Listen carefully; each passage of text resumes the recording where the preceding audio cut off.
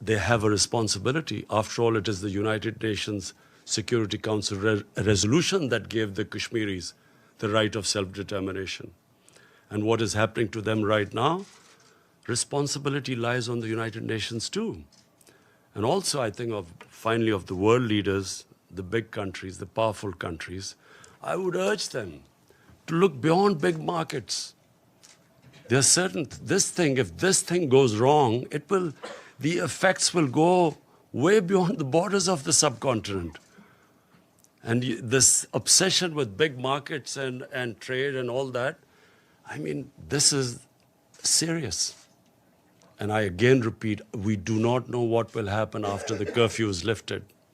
And my fear is that with 900,000 troops there will be a massacre. Yes, Mr. Prime Minister. Wait, Mr. Prime Minister. Michelle from Reuters, please go ahead. Thank you, Prime Minister. Michelle Nichols from Reuters. On behalf of the UN Correspondents Association, thanks so much for the news conference. There was a report earlier, as you said, you met with President Trump yesterday. There was a report earlier today that President Trump has asked you to mediate between the United States and Iran. Is that true? Can you elaborate? Has President Trump asked you to take a message to President Rouhani? Before President Trump, I stopped over in Saudi Arabia because of the drone attacks on their oil facility. And I spoke to Prince Mohammed bin Salman, and he also asked me to talk to the Iranian president. He knew I was meeting him. And so also President Trump asked me that if we could de-escalate the situation and maybe come up with another deal.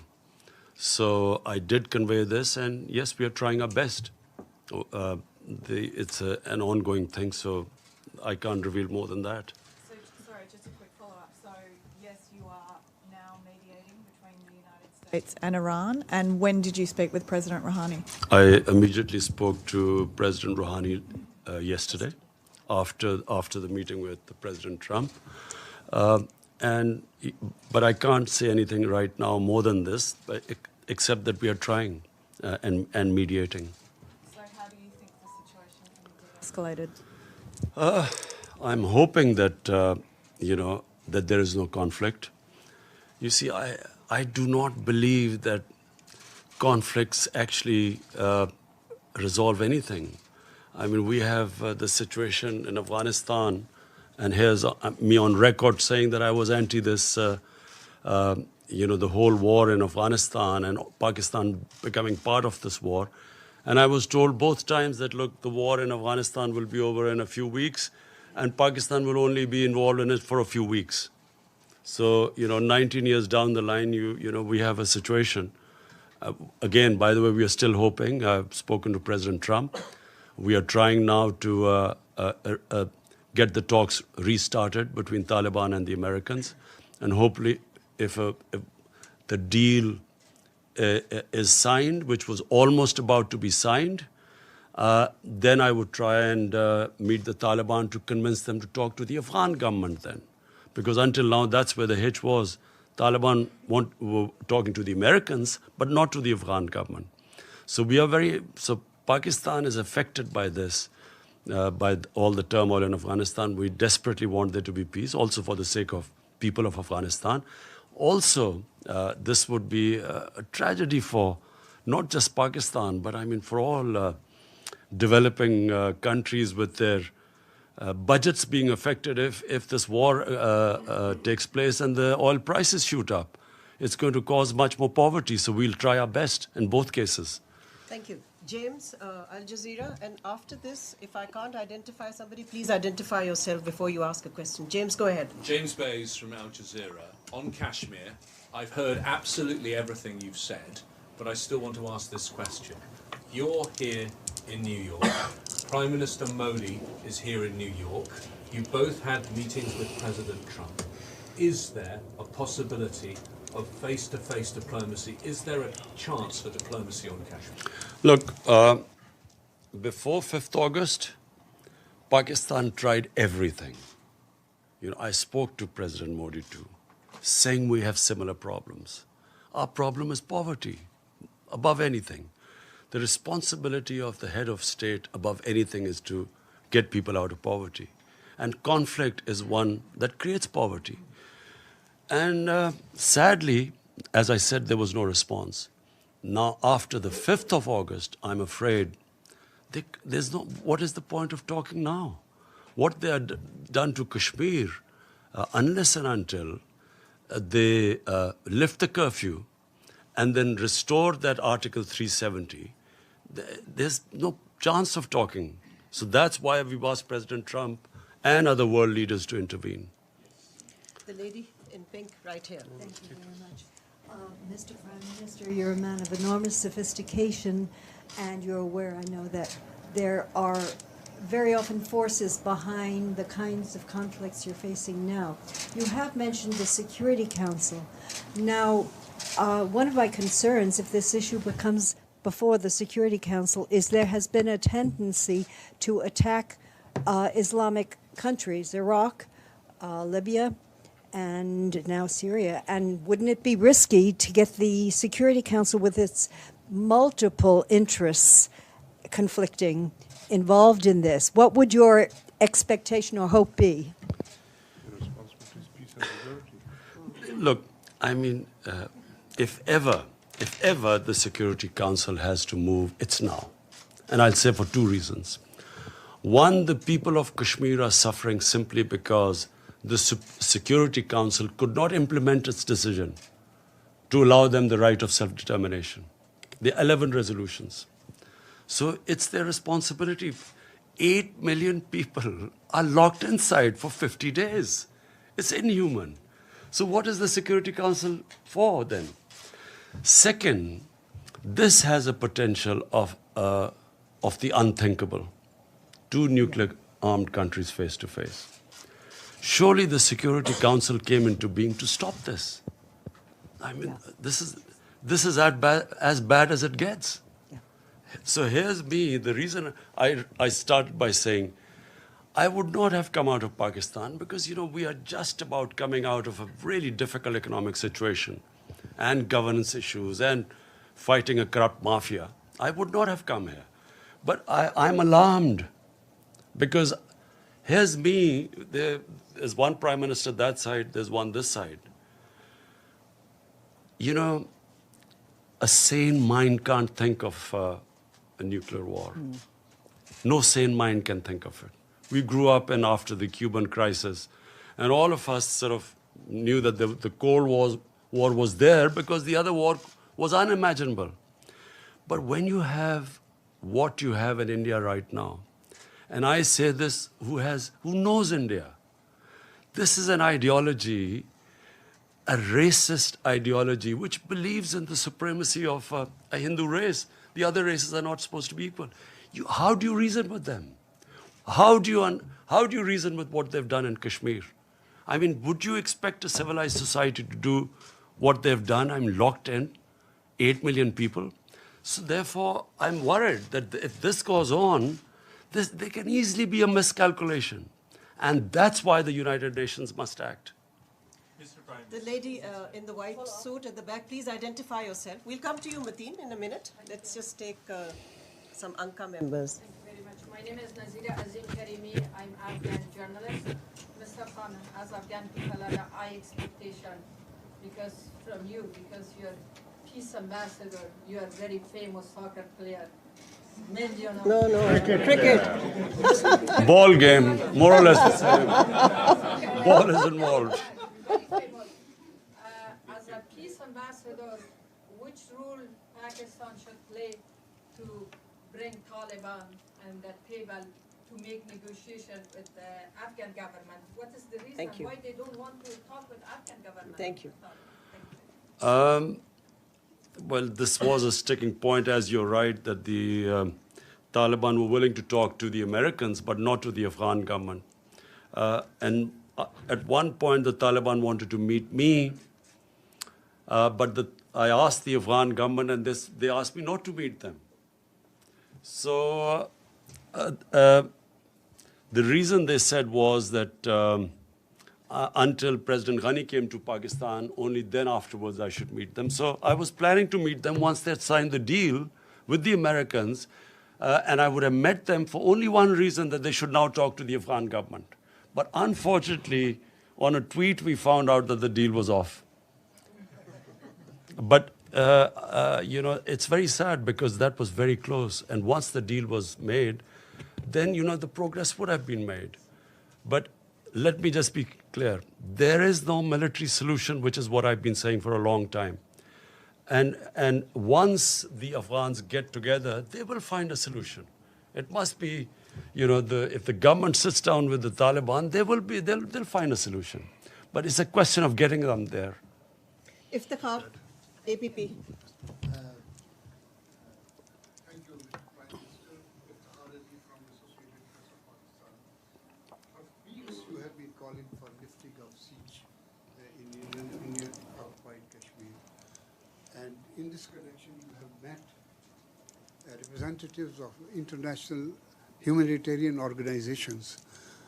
What is it that prevents them to carry out their mandated task of providing relief to the Kashmiri people and to visit the prisoners, which they are mandated to do?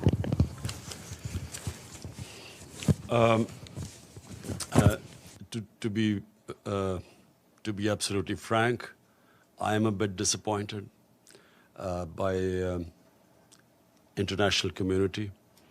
I'm disappointed first because, you know, if 8 million Europeans were put under siege like this for 50 days, or Jews were put under siege, or Americans were put on siege, well, forget Americans, even 8 Americans were put under siege, but I'm talking about any other. I mean, would the reaction have been the same?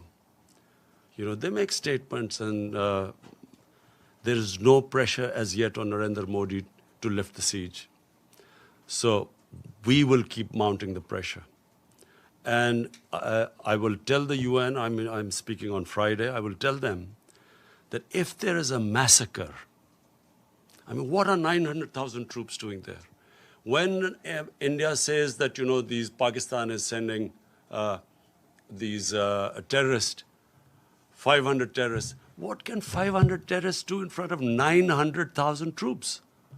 Why would you send 500 terrorists as what they're saying? 900,000 troops are not to fight terrorists. They are to control, intimidate, and subjugate a population. And population, the entire Muslim population, I mean. This is why it is going to have repercussions far beyond Kashmir. Because 1.3 billion Muslims are watching this. Where is the world community? Where is the international community? Where are laws? United Nations Security Council had given them that right of self-determination. And what is happening to them now? So this will have repercussions. It's going to create radicalization. This is going to get worse. I'm flagging it right now because this is just the beginning. Once the curfew is lifted, God knows what is going to happen after that.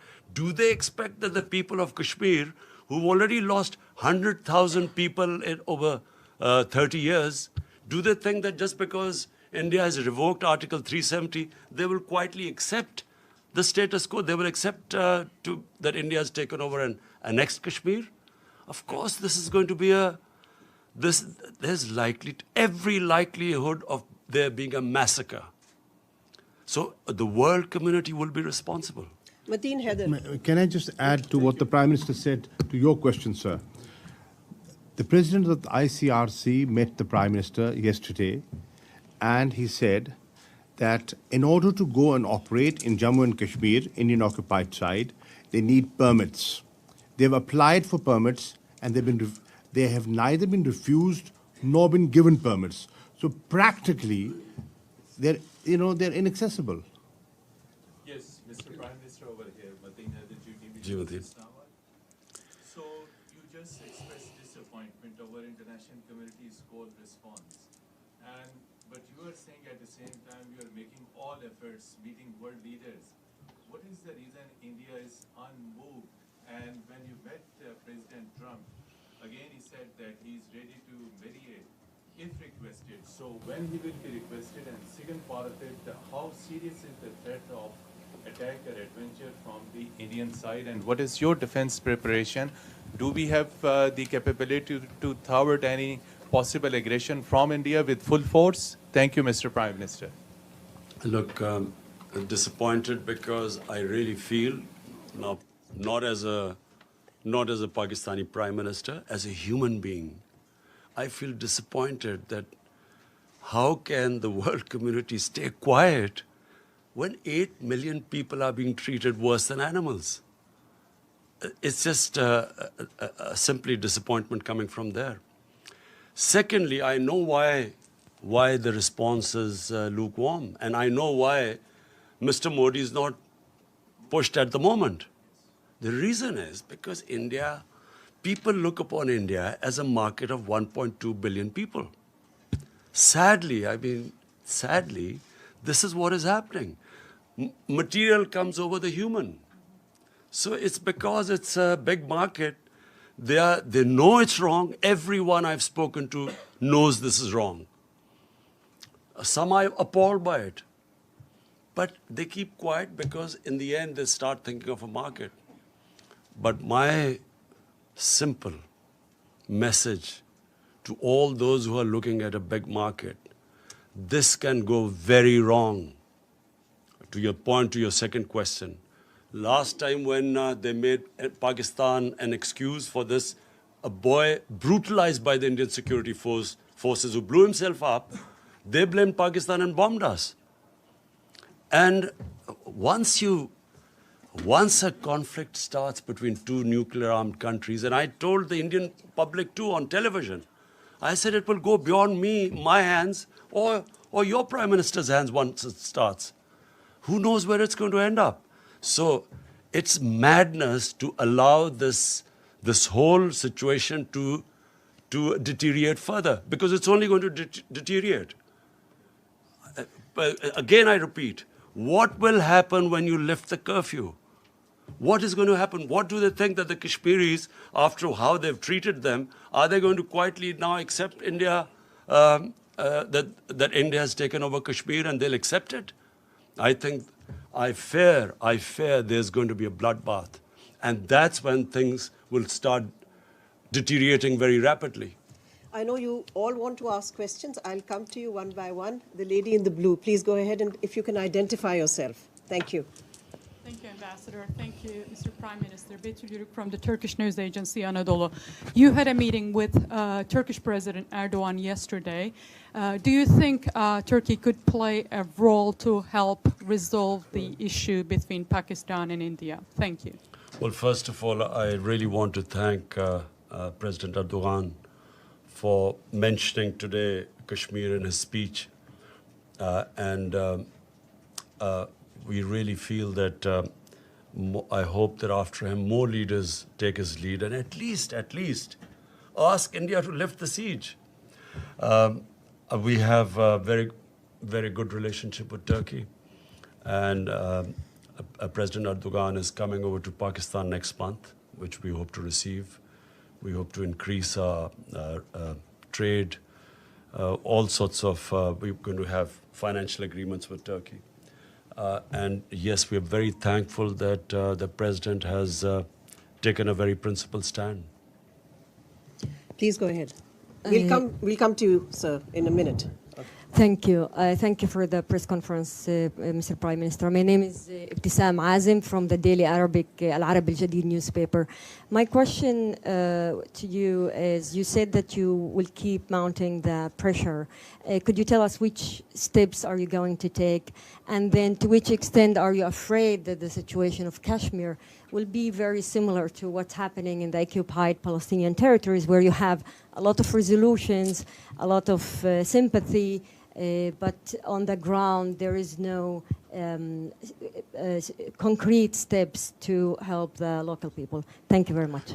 You see, just like until the Palestinians are given a just settlement, there will always be a problem there. But you know, of course, Israel is very powerful and probably at the peak of its might.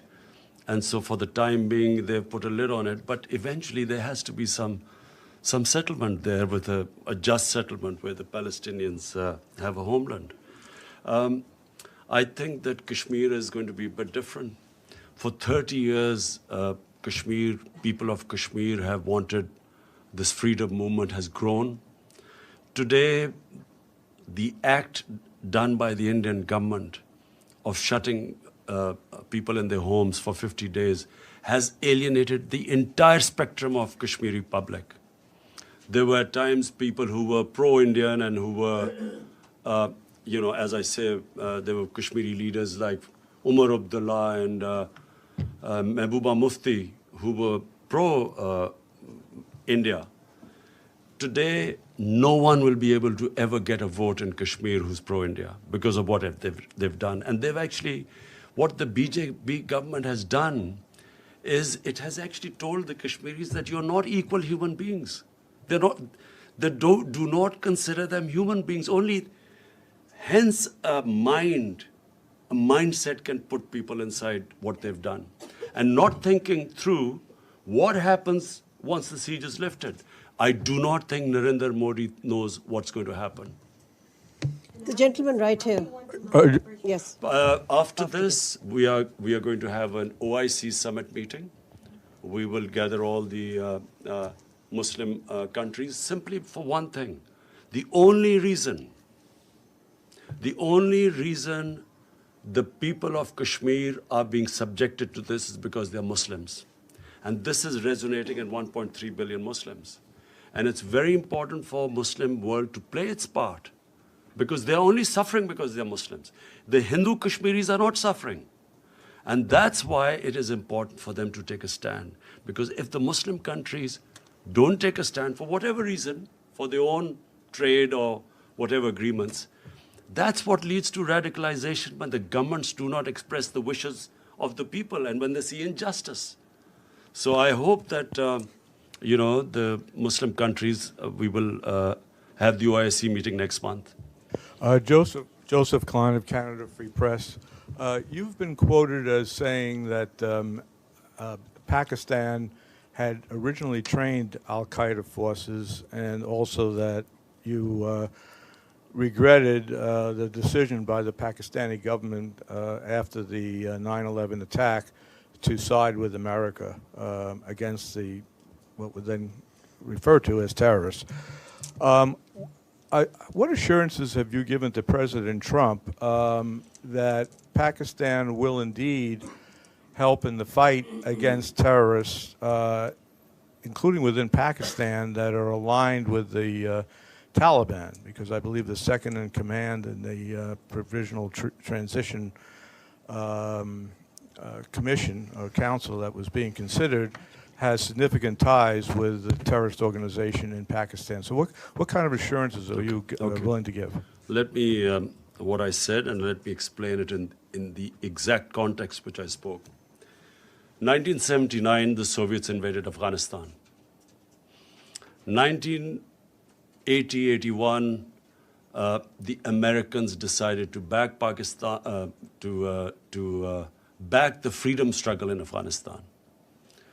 And in 80s then, jihad was declared against the Soviets, and Muslims from all over the world were invited to participate in the jihad, means a freedom struggle for Afghanistan against the Soviets.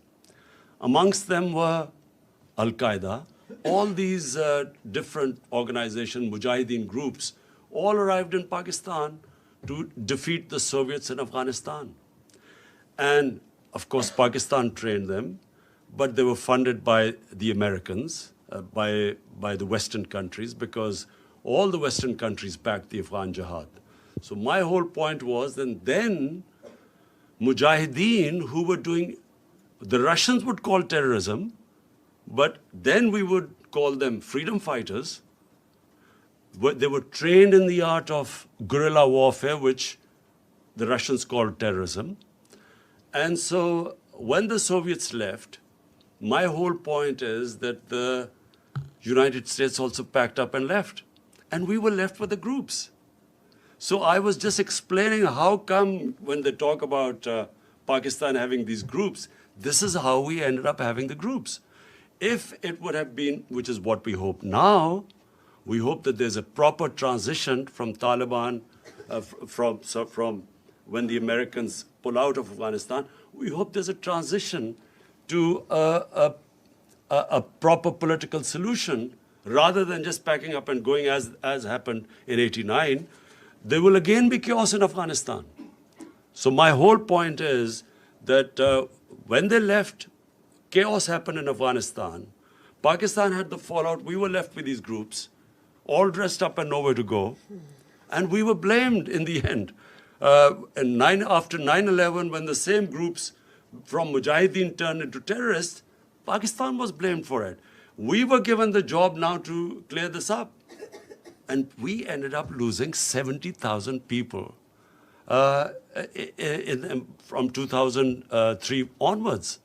And so my whole point is that either we should not have participated in the Afghan jihad.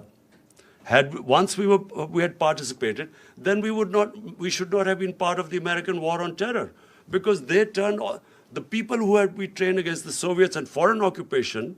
When the Americans occupied Afghanistan, they turned on Pakistan. Azim Mia and then Jahazeb of ARY. Azim Mia, please go ahead. Mr. Prime Minister, now you have met President Trump, so he has met Modi also.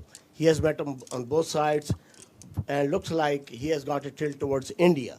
So that's one option. Secretary General says that the resolutions on Kashmir were not under Chapter 7. So according to the procedure of the Secretariat, Chapter 6 resolutions are non-binding. And in all that kind of a situation, what are the options left, except appealing to the international community? Because the international community looks like that right now, in the face of Indian-American alliance, things are getting bad. So what procedures you are going to adopt, and what is your approach, and where are you heading? Thank you. Azim, did you say I begged President Trump? No, you met President. Oh, thanks. I don't. I've never begged from anyone. So I have met, and I apprised President Trump exactly of the situation, and I have told him, like I have told you, the gravity of the situation. This could go serious. Look, intelligent human beings start thinking ahead. I mean, you have to think of the hope for the best, but you should be prepared for the worst. The worst scenario in this is unthinkable. Normal human beings do not think of that. And so therefore, it is my job to tell them, in my opinion, things will deteriorate. We will keep them apprised. At least we have informed the world community what's going on. And as time goes on, and I fear that this is going to end up in a massacre, at least we will be able to tell the world community. And if India blames Pakistan for this, then at least the world would know about it. Previously, it was anything that happened in India. Look, what has been going on in the past? After 9/11, you used that magic word, Islamic terrorism, and all humanitarian rights were waved aside. You could do whatever you like with the people, provided you could term them as Islamic terrorists. And this is exactly what Narendra Modi is doing. This near genocide which he's about to commit, he's blaming it on Islamic terrorism, hoping that he'll get away with it. And that's why it's important for us to communicate with the Western world and civilized world and tell them what is happening. That's why we're telling them, send your own observers and find out what's happening. If India has nothing to worry about, and guess what the excuse of shutting down, putting people under curfew and shutting them in their houses for 50 days, the excuse is that this is to develop Kashmir. This is for prosperity of Kashmir. This is what the Narendra Modi position is. So it's important for us to tell the world, and I know now, I'm satisfied that at least everyone knows. I've apprised all the major world leaders of the situation in Kashmir. The follow-up question is... No, Azimia. No, Azimia. No, there are other people who want to ask a question. Go ahead, Jahazeb. Thank you, Ambassador Maliha. This is Jahazeb Ali from Airline Industry, Pakistan. Prime Minister, like President Trump, Secretary General of United Nations also offered to mediate between India and Pakistan on Kashmir issue. Sorry, I just on Kashmir issue. So, sir, You still have to beat him. sir, will you comment on the role of United Nations? I mean, United Nations also failed to implement its own resolutions for the last many years. So, in your opinion, what's the reason for that? Thank you, Jazib. Ji, Jazib, inshallah, you will see that this issue is not now going to die down. You will see in time. Don, Anwar Iqbal or Masood Haider, you decide amongst the two Anwar. of you. Huh?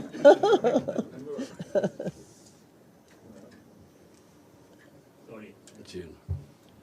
I have a very brief, very simple question. You are here, met world leaders, you'll be speaking in 2 days, and you'll go back.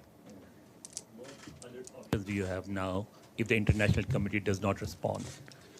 Look, Anwar, let's be straight about this.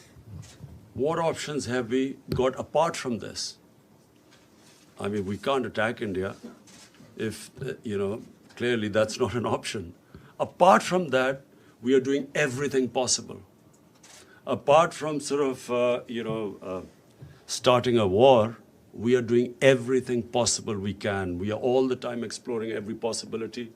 We're making sure every world leader knows about the situation. I will be speaking on Friday as well, and I will try my best to make the world understand. And then media, I'm going to, you see, I believe that the media is very powerful. The Western media, I had meetings last night, and I realized that a lot of them already know what is going on. And so I know what happened in Bosnia. When the ethnic cleansing of Muslims started in Bosnia, for a while the world did nothing. But the media put such a pressure that eventually the world had to do something. And I believe that in Kashmir, it's exactly the same thing will happen. Even though countries are worried about their economic interests and markets, I believe that this is a much bigger issue than markets and economic interest. And eventually the world will be interested. Let's take Hassan from the Daily Times. Mr. Prime Minister, in the past we have seen we had General Musharraf 4-point formula and we also had a Chenab formula.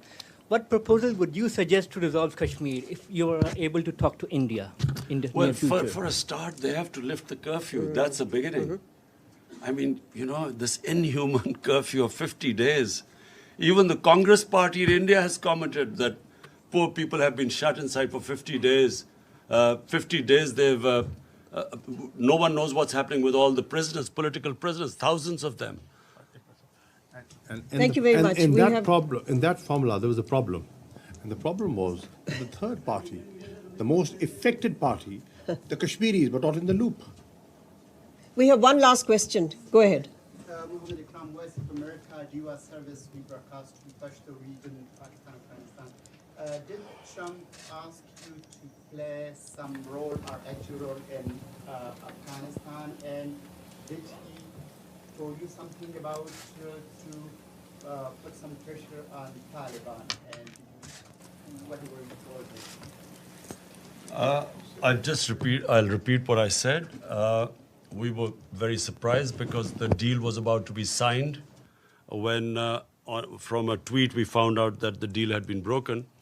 So what we hope is that, and what we will try and do, is to actually get back that deal to be signed. And then Pakistan will do its best to get the Taliban to talk to the Afghan government.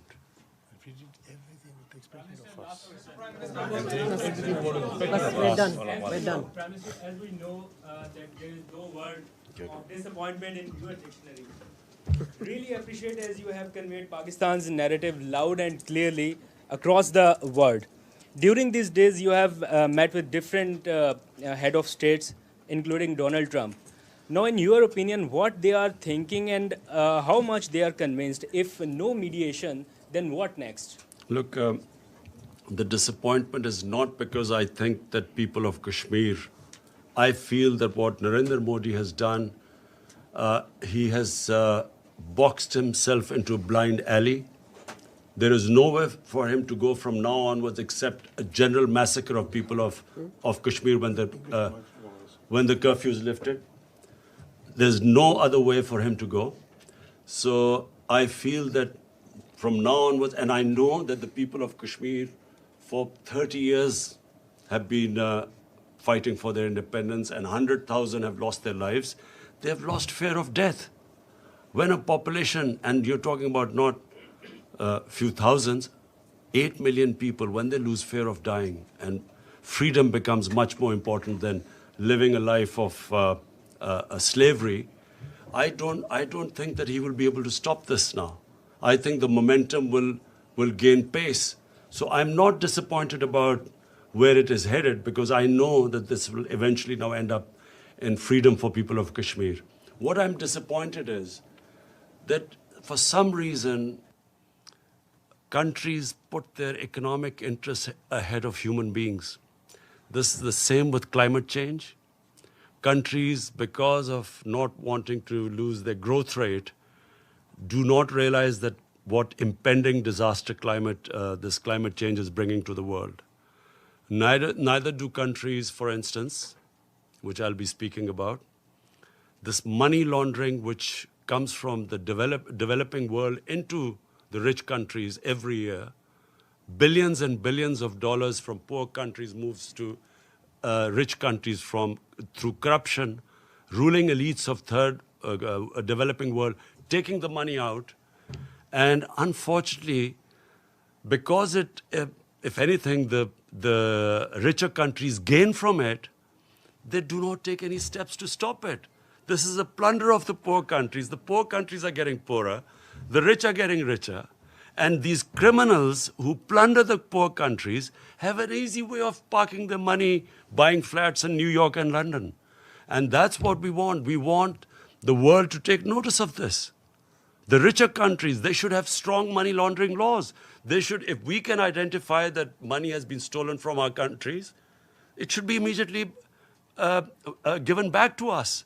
But this is the problem, because the laws are so complicated, and if the rich countries want, they can easily tighten the laws so that it will be the biggest deterrent for these criminals in third world to take the money out. Thank you. Thank you very much. One last question. Thank you.